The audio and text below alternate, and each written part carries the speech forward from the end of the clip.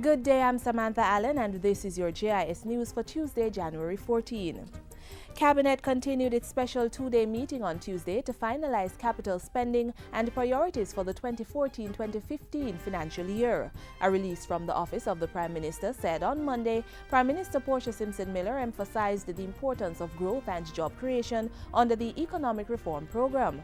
In a presentation to Cabinet, the Ministry of Industry, Investment and Commerce highlighted the need to support small and medium-sized businesses. The ministry also underscored that enterprise zones would foster industrial development so that Jamaica could exploit the opportunities from the upcoming logistics hub. The government has identified 4 strategic priorities for the upcoming financial year: the maintenance of fiscal stability, the preservation of national security and justice, infrastructural and human resource development, and social protection programs. The Economic Program Oversight Committee, EPOC, is cautiously optimistic that Jamaica will pass the 3rd quarterly IMF test.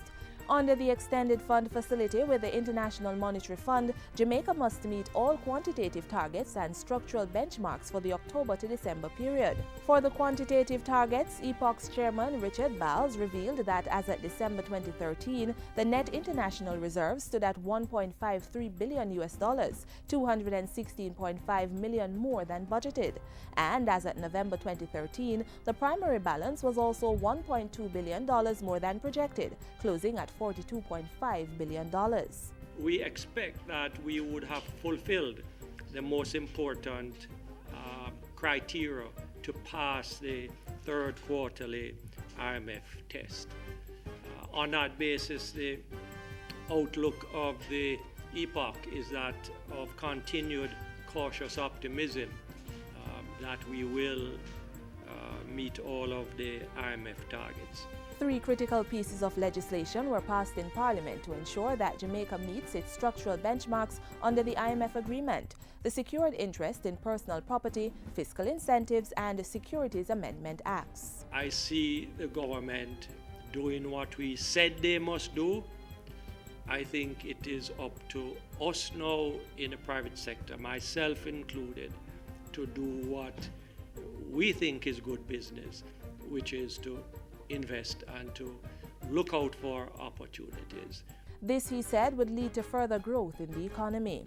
In the meantime, EPOC is expecting that the government collected more money in December 2013 than it did in November.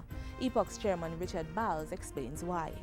It's the end of our quarter, and therefore estimated corporate taxes get paid at the end of December, not so for November. And also this phenomena where the month ends on a weekend, and so GCT returns, which are due at the end of the month, some of them don't get paid in that month but roll over into the following month. Mr. Bowles' pronouncement came amid concerns that tax revenues were about $10 billion lower than projected at the end of November. This was due mainly to a shortfall in international trade taxes as a result of lower imports and a shortfall in income tax. However, to meet the revenue shortfall, Mr. Bowles disclosed that the government slashed recurrent expenditure by $6.8 billion and capital expenditure by $7.3 billion. The Lottery Scam Task Force has secured its first conviction in the Circuit Court after a man pleaded guilty for breaches of the Law Reform Fraudulent Transactions Special Provisions Act. A release from the Constabulary Communications Network, CCN, revealed that the 21-year-old man of Grange Pen, Lilliput, St. James, who was arrested on December 28 last year, pleaded guilty before the court.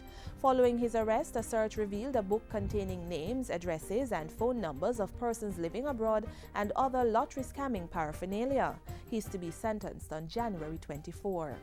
And finally, local experts say preparations are being made to ensure Jamaica can handle the expected challenges of the 2014 drought season.